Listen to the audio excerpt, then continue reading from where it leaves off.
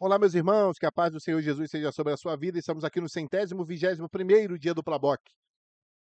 Como estamos felizes, irmãos. Olha, como esse trabalho tem abençoado a nossa vida. Tem nos feito crescer, né?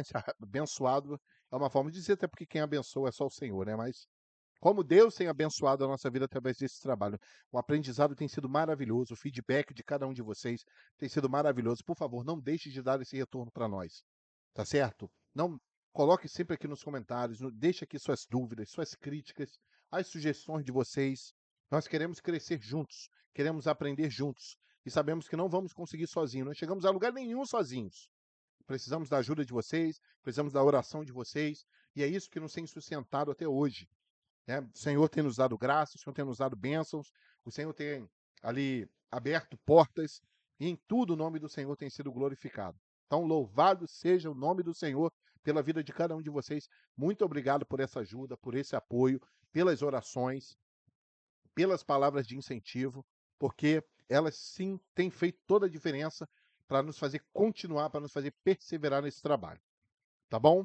Então nós vamos agora orar. E se você ainda não é inscrito, por favor, se inscreva. Se inscreva aqui no canal. Clica ali no sininho, ative as notificações para que você possa receber todas as novidades. Entre também para o nosso grupo exclusivo do WhatsApp. O link está aqui na descrição. Tá bom? Então, não deixe de participar com a gente, não. Então vamos orar? Senhor nosso Deus, hoje mais uma vez leremos a tua palavra. Nos ensina, Senhor. Abre o nosso entendimento. Nos auxilia. Cuida da nossa vida, Senhor. Nos permita, nos dê mais condições para que possamos ler a tua palavra. Assim nós oramos pela tua ajuda, pelo teu auxílio, pelo sustentar da nossa vida. Em nome de Jesus. Amém. Amém? Então, vamos lá. Salmo 73. Verdadeiramente bom é Deus para com Israel, para com os limpos de coração. Quanto a mim, os meus pés quase se desviaram. Pouco faltou para que escorregassem os meus passos. Olha, ele vai explicar o porquê agora. Pois eu tinha inveja dos soberbos, ao ver a prosperidade dos ímpios. Porque não há apertos na sua morte, mas firme está a sua força. Não se acham em trabalhos como outra gente, nem são afligidos como outros homens. Pelo que a soberba os cerca como um colar, vestem-se de violência como um adorno. Os olhos deles estão inchados de gordura, superabundam as imaginações do seu coração, são corrompidos e tratam maliciosamente de opressão, falam arrogantemente, erguem a sua boca contra os céus e a sua língua percorre a terra, pelo que o seu povo volta aqui e as águas de copo cheio se lhes espremem e dizem: como o sabe Deus? Ou há conhecimento no Altíssimo? Eis que esses são ímpios, e, todavia, estão sempre em segurança, e se lhes aumentam as riquezas. Na verdade, que em vão tenho purificado o meu coração e lavado as minhas mãos na inocência, pois todo dia tenho sido afligido e castigado cada manhã. Se eu dissesse, também falarei assim, eis que ofenderia a geração de teus filhos. Quando pensava em compreender isto, fiquei sobremodo perturbado, até que entrei no santuário de Deus. Então entendi eu o fim deles. Certamente tu os puseste em lugares escorregadios. Tu, Senhor, os lança em destruição, como caem na desolação, quase no momento. Ficam totalmente consumidos de terrores. Como faz com um sonho o que acorda, assim, ó Senhor, quando acordares, desprezarás a aparência deles. Assim o meu coração se azedou, e sinto picadas nos meus rins. Assim me embruteci, nada sabia. Era como animal perante ti. Todavia estou de contínuo contigo. Tu me seguraste pela mão direita. Guiar-me-ás com o teu conselho, e depois me receberás em glória. A quem tenho eu no céu senão a ti? E na terra não há quem eu deseje além de ti. A minha carne e o meu coração desfalecem, mas Deus é a fortaleza do meu coração e a minha porção para sempre. Pois eis que os que se alongam de ti perecerão. Tu tens destruído todos aqueles que, apostatando, se desviam de ti, mas para mim, bom é aproximar-se de Deus. Pus a minha confiança no Senhor Deus, para anunciar todas as tuas obras. Louvado seja o nome do Senhor. Então, irmãos, olha só, vejam como a sinceridade move o coração do Senhor. Vejam como é bom o homem ser sincero diante de Deus. Então, o salmista aqui, né, é, é, talvez Asaf, o mais provável, ele está rasgando o seu coração. Senhor, olha só, por pouco eu não me desvio, por pouco eu não escorrego da tua presença, porque eu tinha inveja dos soberbos, eles prosperavam, tudo dava certo.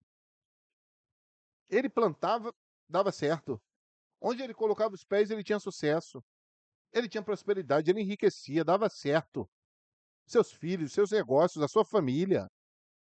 Mas há um momento na vida do salmista que isso muda. Não é isso? Há um momento que ele olha tudo isso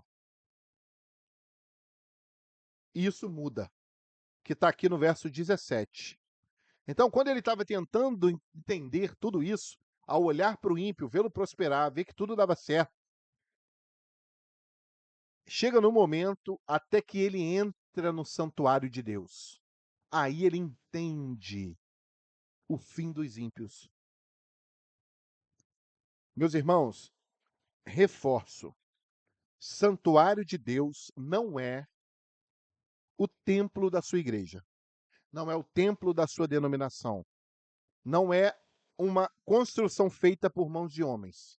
O santuário de Deus é a presença de Deus. E a presença de Deus, ela se dá onde? Na sua palavra. A presença de Deus se manifesta na sua palavra. Então, quando nós entramos no mistério de Deus, nos segredos da sua palavra, naquilo que a palavra nos revela sobre Deus, nós vamos entender o fim dos ímpios, o início das coisas, o fim das coisas, o decorrer das coisas, aquele que Deus é, quem Cristo é, quem o Espírito Santo é. Então, a palavra de Deus, ela nos esclarece. O santuário de Deus nos esclarece, a presença de Deus nos esclarece. Então, por isso, o Plaboc ele é importante, não por ele em si, mas por quê? Porque nós estamos aqui evidenciando a palavra, enaltecendo a palavra, porque a palavra é Jesus, irmãos. A palavra é Cristo. João ele vai ver isso lá em Apocalipse, não é isso? Capítulo, acho que 19, se não me engano. Ele diz assim: eis que olhei e vi um em que as suas vestes estavam salpicadas de sangue, e o nome pelo qual se chama. Estava vestido, né? E eis que estava vestido de uma veste salpicada de sangue. E o nome pelo qual se chama é a palavra de Deus. Então quem que João estava vendo? João estava vendo Cristo, a palavra de Deus em ação.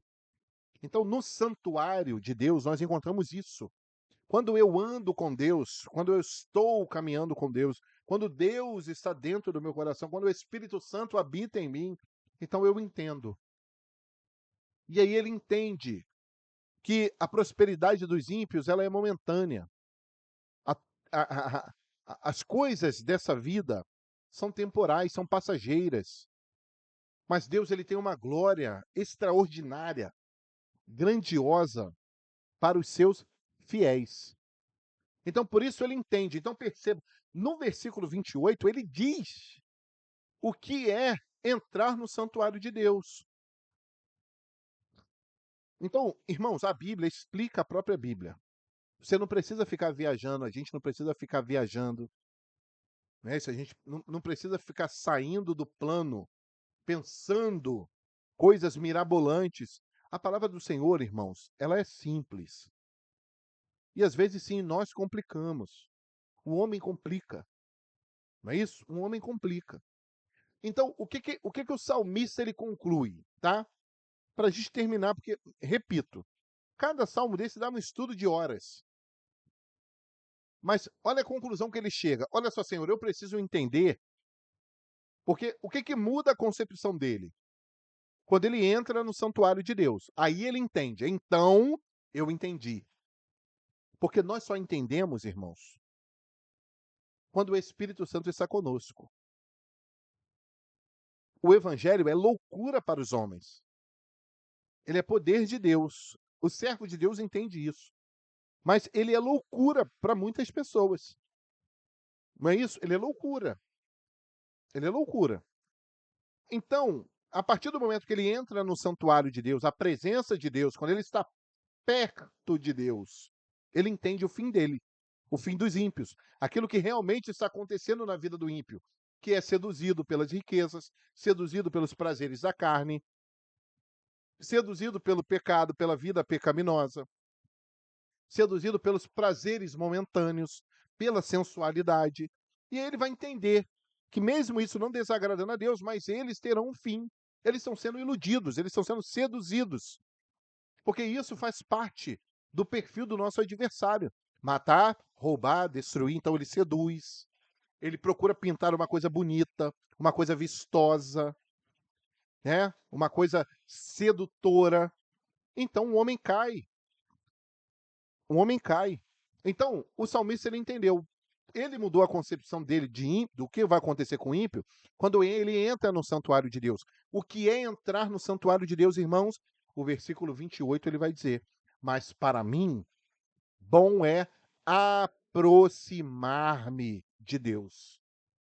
Então, quando que você. Isso é entrar no santuário de Deus. Quando você entra no santuário de Deus? Quando você se aproxima de Deus. Quando você lê a palavra. Quando você ora. Quando você jejua.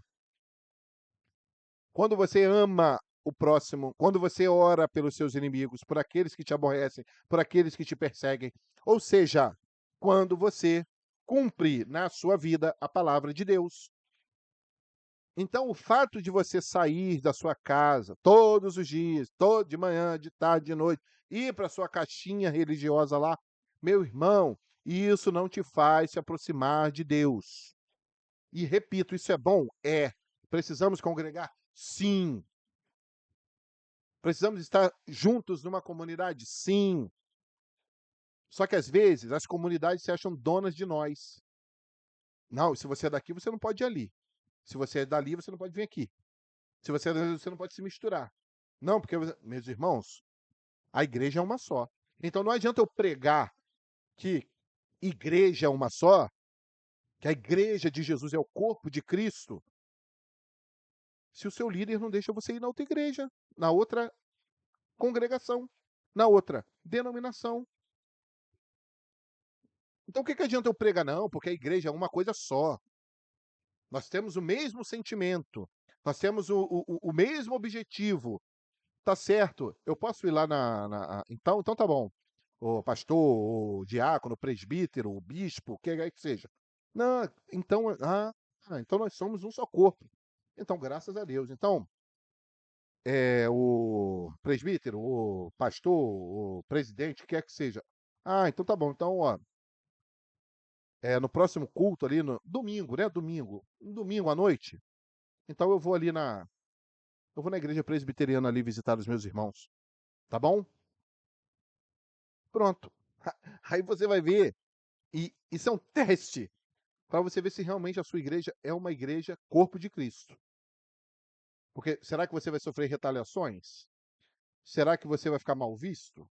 Então, meu irmão, tem alguma coisa errada. O discurso não está batendo com a prática. Tá certo? Aí o discurso não está batendo. Aí a gente vai lembrar lá do salmo anterior, né? Se eu não me engano, o salmo 50. Da boca do ímpio sai ali o quê? O engano. Recita os meus estatutos, mas não vive. Tá certo? Então, fique atento a isso. Porque o discurso, às vezes, é muito lindo. Né? O discurso, todo mundo pode vir aqui. No nosso meio, todo mundo é bem-vindo. Não, chame, convide as pessoas para virem aqui no nosso culto, né? Mas aí, quando a pessoa te chama para ir lá, você nunca pode. Mas por que você não pode? Ou talvez o não pode nunca esteja escrachado. Nunca é dito assim, não, você não pode. Mas é uma perseguição velada que começa. É uma coisa velada.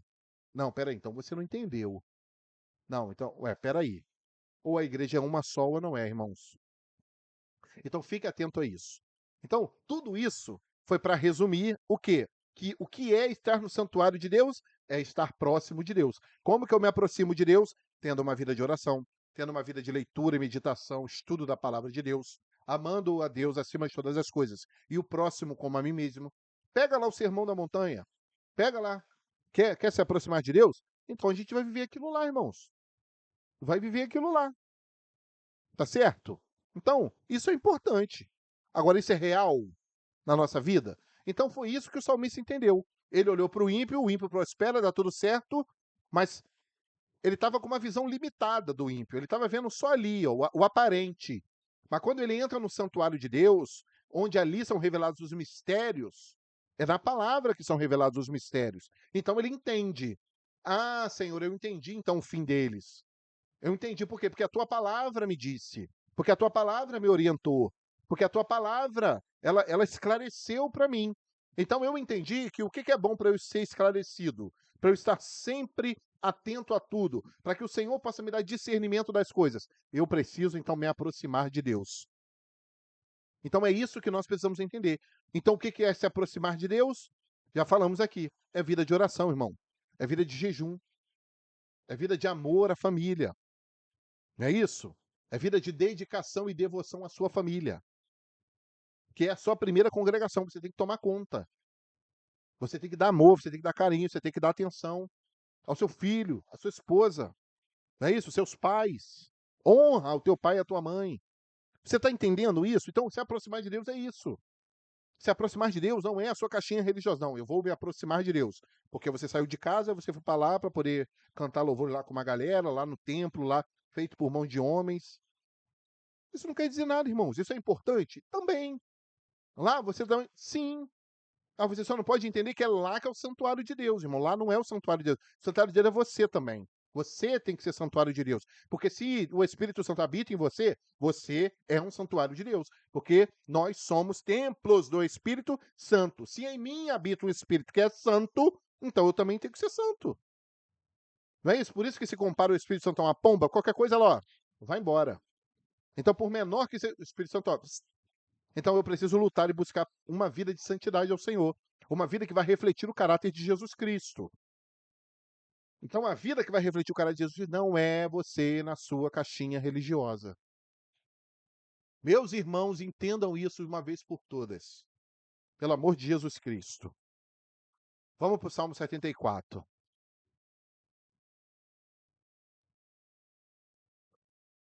Ó Deus, por que nos rejeitaste para sempre? Porque se acende a tua ira contra as ovelhas do teu pasto. Lembra-te da tua congregação que compraste desde a antiguidade, da tua herança que remiste deste monte Sião, em que habitaste. Levanta-te contra as perpétuas assolações, contra tudo que o inimigo tem feito de mal no santuário. Os teus inimigos bramam no meio dos lugares santos. Põem neles as suas insígnias por sinais. Parecem-se com um homem que avança com o seu machado através da espessura do arvoredo. Eis que toda obra entalhada quebram com machados e martelos. Lançaram fogo ao teu santuário, profanaram, derribando-o até o chão, a morada do teu nome. Disseram no seu coração: despojemo-los de uma vez. Queimaram todos os lugares santos de Deus na terra. Já não vemos os nossos sinais, já não há profeta, nem há entre nós alguém que saiba até quando isso durará. Até quando, ó Deus, nos afrontará o adversário? Blasfemará o inimigo o teu nome para sempre? Porque retiras a tua mão, sim, a tua destra. Tira-a do teu seio e consome-os. Todavia Deus é meu rei desde a antiguidade, operando a salvação no meio da terra. Tu dividiste o mar pela tua força, quebrantaste a cabeça dos monstros das águas, fizeste em pedaços as cabeças do Leviatã e o deste por mantimento aos habitantes do deserto. Fendeste a fonte e o ribeiro, secaste os rios impetuosos. Teu é o dia e tua é a noite, preparaste a luz e o sol, estabeleceste todos os limites da terra, verão e inverno, tu os formaste. Lembra-te disto, que o inimigo afrontou ao Senhor e que um povo louco blasfemou o teu nome. Não entregues às feras a alma da tua pombinha. Não te esqueça para sempre da vida dos teus aflitos. Atenta para o teu conserto, pois os lugares tenebrosos da terra estão cheios de moradas de crueldade. Ó, não volte envergonhado o oprimido. Louvem o teu nome, o aflito e o necessitado. Levanta-te, ó Deus, pleiteia a tua própria causa. Lembra-te da afronta que o louco te faz a cada dia. Não te esqueça dos gritos dos seus inimigos. O tumulto daqueles que se levantam contra ti aumenta continuamente. Louvado seja o nome do Senhor. Queridos, que profundo, hein? A única coisa que eu queria salientar nesse verso aqui é que o salmista, tudo aquilo que ele coloca como questão diante de Deus, ele não ele não pede assim, ele não justifica que Deus ele haja ele não justifica essa ação de Deus na sua vida, ou na vida do homem, na vida das pessoas, ou porque nós merecemos, né? Ou porque somos o centro do projeto de Deus, o centro da vontade de Deus. Nada disso. Nada disso. Agora, o que ele coloca é que Deus se lembre do conserto do Senhor. É que Deus se lembre das suas próprias palavras. É o amor ao nome do Senhor. O amor àquilo que é a própria palavra que Deus ele instituiu. Então, Senhor, nós precisamos que o Senhor se lembre do teu conserto. O verso 20, né? Atenta para o teu conserto, porque foi a tua própria palavra que disse. Não é porque a gente merece, não é porque nós somos bons, não é porque o homem é o centro da tua vontade, não. É a tua palavra, Senhor. Foi o Senhor quem disse. Porque Deus, queridos, ele tem um compromisso com a sua palavra, com a palavra dele. Por isso é que quando nós transmitimos a palavra de Deus, coisas grandiosas acontecem, porque Deus ele tem um compromisso com a palavra dele. Por isso que os estatutos do Senhor, eles são vida para nós.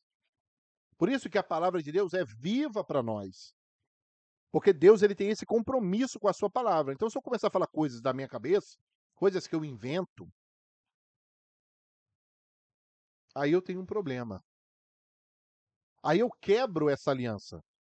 Mas quando eu propago, quando eu vivo, quando eu falo, prego, reverbero a palavra de Deus, aí o resultado é diferente. Porque a palavra de Deus ela não volta vazia, mas ela faz aquilo que lhe apraz.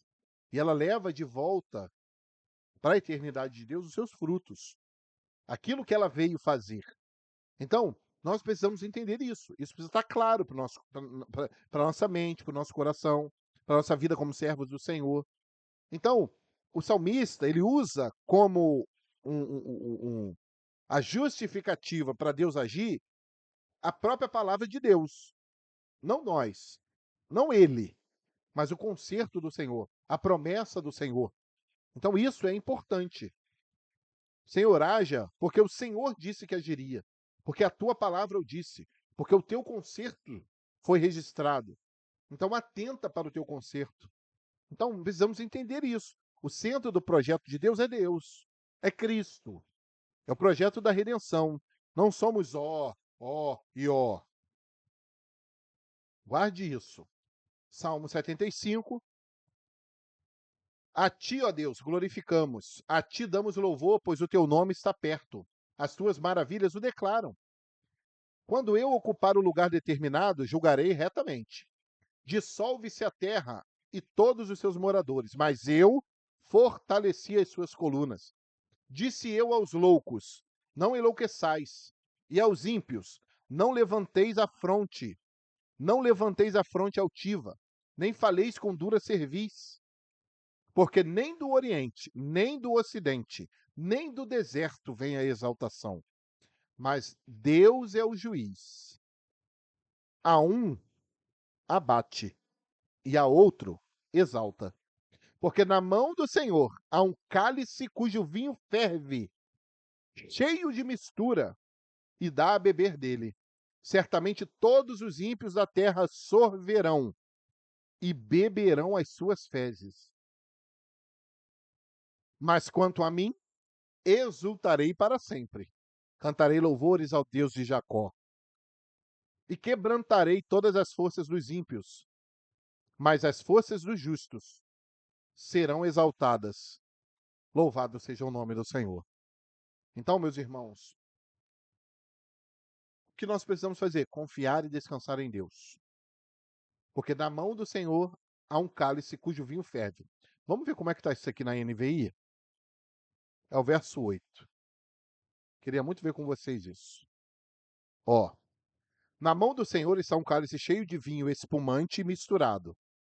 Ele o derrama, e todos os ímpios da terra o bebem, até a última gota. Então, olha só, como já tem uma diferença. Então, eles vão beber até a última gota desse vinho que está fervendo, espumante e misturado, né? Lá na Revista Corrigida ele fala de um vinho que ferve. E aqui na NVI é espumante e misturado.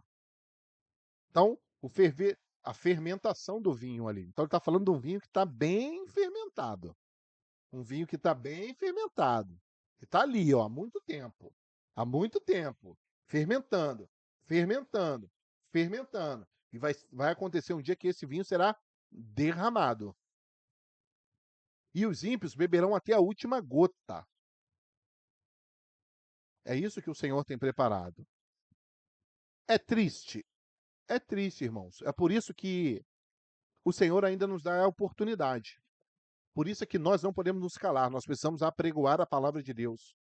Mas não só pregar, precisamos viver. Precisamos viver. Então, precisamos dar graça ao Senhor, dar glórias a Jesus. Porque Deus é que determina esse tempo. É Deus que julga, irmãos. Então, deixa na conta do Senhor. Tá certo? Descansa no Senhor. Eu não estou dizendo para que você seja um passivo, que as pessoas possam deitar e rolar com você, não. Apenas descanse em Deus. Ou seja, não permita que a afronta, que a dificuldade, que a inveja, que a soberba, que a altivez, ou até mesmo que a prosperidade de um e de outro dos ímpios, elas tirem a sua vida do caminho da salvação.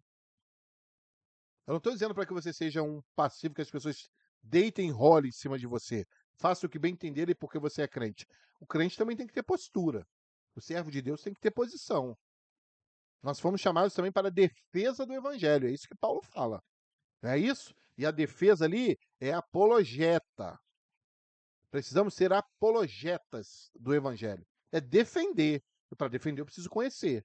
Eu preciso saber. Eu preciso estar embasado. Não é, eu creio e acabou. Não, a palavra do Senhor, ela não nos permite apenas isso. Vivemos por fé? Sim.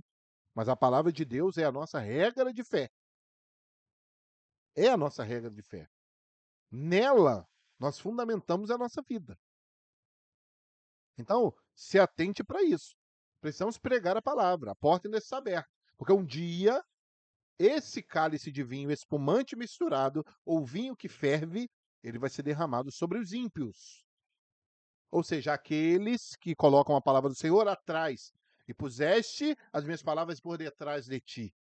Esses são os ímpios, porque na nossa vida a palavra vai à frente. Jesus, ele vai à frente, porque Jesus é a palavra, é o verbo de Deus, o verbo vivo. Então ele é a palavra, ele vai na nossa frente, é ele que comanda, é ele que determina. É a palavra, ó, é a palavra, tá? É a palavra. Amém? Então, aqui nós encerramos a nossa leitura de hoje. Eu te peço que você deixe nos comentários qual o versículo que mais te impactou. Deixa aqui a lição que você aprendeu hoje. Resume para nós aí, compartilha, deixa suas dúvidas, suas sugestões, suas críticas, tá? Porque elas são muito bem-vindas. Compartilhe esse vídeo com quem você puder, chame mais pessoas para participar do Palaboc junto com a gente e que nós possamos continuar propagando a palavra de Deus. Tá bom? Vamos orar? Senhor, muito obrigado por mais essa leitura, muito obrigado por cada um dos meus irmãos e irmãs que estão engajados nesse projeto. Nós assim te glorificamos por tudo em nome de Jesus. Amém. Amém, queridos? Que Deus abençoe sua casa, sua família, seus filhos.